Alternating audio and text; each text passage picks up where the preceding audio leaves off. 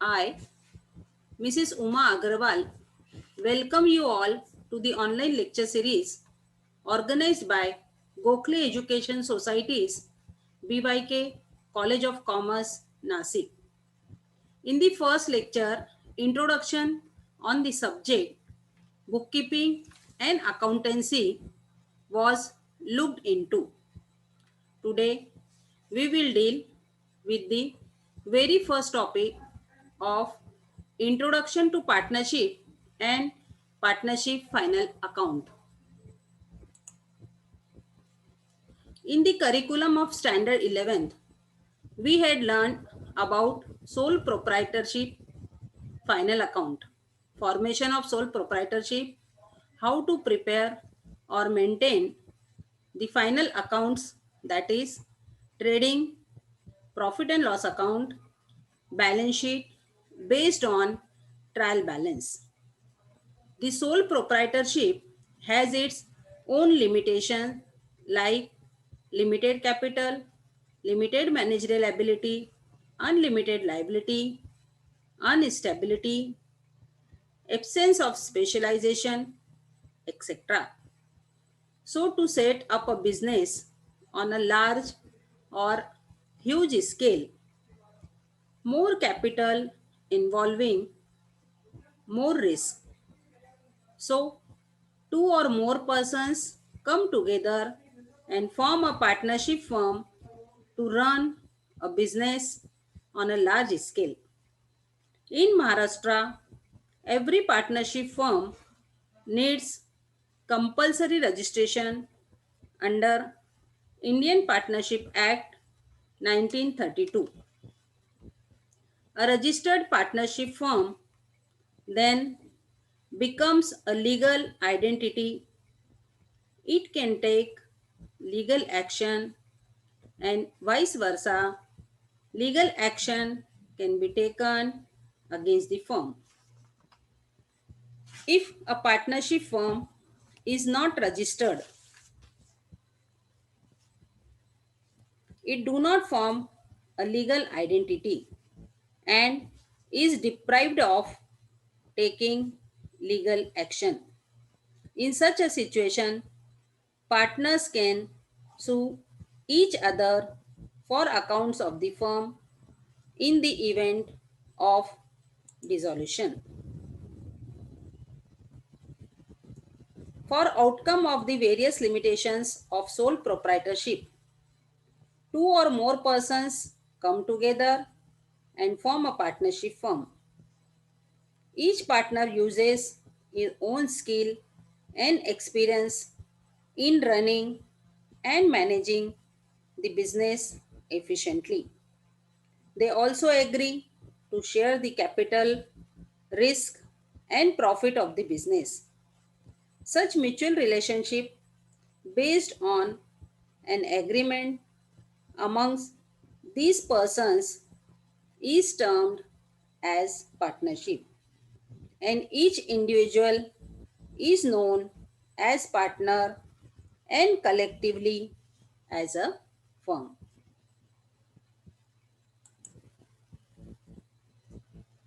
Definition. First definition according to Indian Partnership Act 1932 section 4. It is the relation between persons who have agreed to share the profits of a business carried on by all or any one of them acting for all. It reveals that in such a firm, all partners can be active or one can be active for all and others can be passive. Then too, they are entitled to profits or losses of their share. Second definition according to Professor Handy. Partnership is the relation existing between person competent to make contract who agree to carry on a lawful business in common with a view to earn private gain. According to this definition, only legal business recognized by law can only be carried out and private earnings can be made. Features number 1, agreement. Partnership is an agreement between partners. Indian Partnership Act makes registration of partnership firm compulsory to have a legal identity. Though the agreement of partnership may be oral or written, but written agreement is preferred so that it can be submitted to the registration of partnership firm for registration and also can be produced as a proof in the courts of law. But an oral agreement cannot be produced. The written agreement is thus called as partnership deed. Second feature, number of partners. As per amended Companies Act 2013, minimum and maximum numbers who can be partners in a partnership firm are defined. There shall be minimum 2 persons to form a partnership firm and maximum number of partners shall be 50. Third, lawful business. No law can permit act or omission amounting to an offense on this background. Partnership firm can only carry legal businesses which are allowed in law and recognized by the state. No illegal business can ever be permitted to be conducted by a partnership firm. So, the legal obligation on a partnership firm is only to conduct legal business. Next, sharing of profits and losses. Business is conducted with sole motive of earning individual profit. To conduct a business on a large scale, two or more persons come together to form a firm like partnership to conduct business. In this business, sharing of profits may not be equal to each partner. It may depend on each partner investing the amount of capital, or if a partner, it may depend on each partner, or if a partner is specially skilled, then his share may differ as per the agreement. And if the partnership deed is silent as to the ratio of profit or loss, then the same shall be divided equally. Next feature is unlimited liability. Partners are liable to the firm and their liabilities is unlimited, joint and several till the last rupee in their pocket. If the assets and funds are insufficient to pay off the firm's liability, then to complete the same, their personal assets could also be used. In case one of the partner turns insolvent, then his liability shall be borne by other solvent partner or partners. Next, registration. In the state of Maharashtra, under the Indian Partnership Act 1932, Partnership deed must be in writing and compulsorily registered to gain the status of legal entity. But according to the said act, registration is not mandatory, which means that a firm may or may not be registered. Registration certifies its existence and a process to enter the name of the firm in the register of the partnership firm registrar. Next, joint ownership and management. No individual can be the sole owner of the partnership firm. All partners are joint owners. So, the assets of the firm cannot be used individually. Likewise, all partners has right, title and responsibility in the management. Sometimes a lone partner can manage the firm for other partners. Next feature is principal and agent.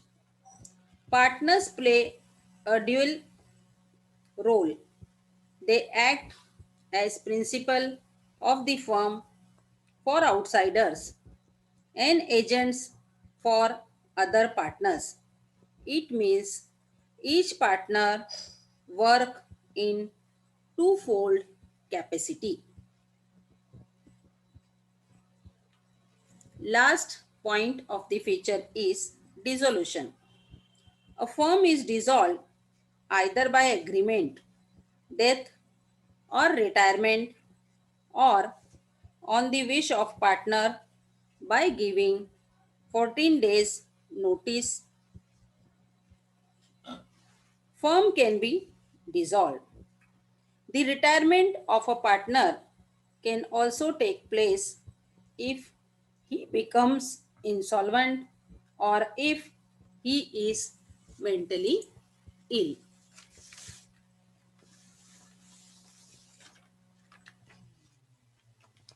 Partnership deed.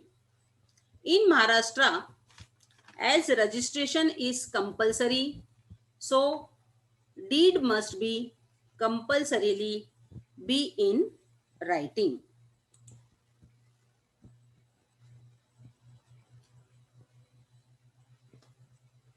In article of partnership containing rules, regulations, capital, shares, ratio of profit and profit and loss, entitlement and the purpose of business agreed upon by all the partners in writing is called a partnership deed. In future, in case of any dispute, but best course is to have a written deed duly signed by all the partners and registered under the Partnership Act 1932. So can be used for the terms and conditions contained therein to resolve any dispute.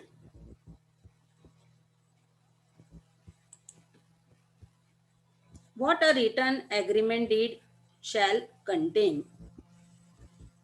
First point, name and address of the firm and the main business of the firm would be carrying out. Then the complete name of all the partners with addresses, and if there is specific duration of the firm, then the period specifically mentioned. The capital which each of the partner had contributed, and as per the capital contribution, the share which each partner would carry in the profits and losses. All partners, while forming a firm, can decide of rights, duties, and liabilities of each of the partner, and accordingly the partners would discharge their contribution. Each partner can agree and distribute among themselves the role to be played personally. All partners initially while forming a firm can agree on the terms and conditions for admission, retirement, death, etc. of a partner. It can be on death of one of the partners to either absorb the legal heir as a partner or discharge his share in cash or kind to the survivors. The deed would further contain the rate of interest, if at all, to be given on the capital of the individual partner, loans to be taken, and drawings of the partners. Deed can further agree on payment of salaries, commission, irrespective of share in profit payable to a specific or all partners. In case of a dispute or decision of dissolution of the firm, then accounts of the firm could be made and accordingly assets would be shared. All partners initially would agree on the method of settlement of disputes like arbitration, legal action, etc. What is the importance of partnership deed? It is the agreement, written agreement, which contains all the terms and conditions of the partnership business. Partnership deed regulates the rights, duties, and liabilities of all the partners as well as of firm. It is an important document. If in any differences in future among the partners, the dispute may be avoided adhering to the terms and conditions and into the entitlement of the partners. Provisions of the Indian Partnership Act 1932.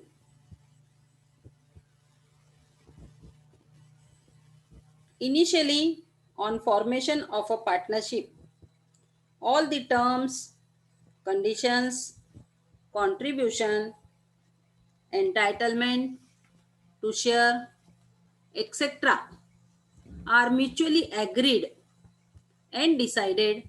If there is no such mutual agreement, then provisions of Indian Partnership Act 1932, more particularly section 12 and 17, are looked into on issues as: first one, distribution of profit. If a partnership deed is silent, then the profits and losses shall be shared equally. This would also take place in case partnership is oral and dispute arises on sharing of profit and loss. Interest on drawings.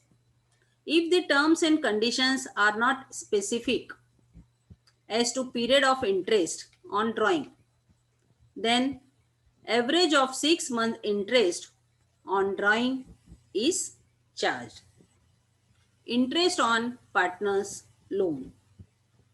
If the loan is needed by the firm and any one of the partner extends the financial support and the deed is silent in such eventuality as to payment of interest, then 6% interest per annum would be allowed. Next provision, interest on capital. To pay interest on capital to each of the partner, the amount of interest must be specified in the partnership deed. If not specified, then it shall be taken that no interest is payable on the capital of the partner. Next provision, salary or commission to partners. Unless and until specified in the deed, the partners would get salary or commission. Otherwise, no partner shall be entitled to salary, commission, allowances, etc. for any extra work done. The last point of provision is admission of a new partner. Accept the consent of all partners. No outsider can be admitted in the business of the firm as being barred under the Indian Partnership Act 1932. With this, I end the topic and thank you all for your patient hearing. In continuation, the next lecture would be on the topic of methods of capital accounts. Thank you.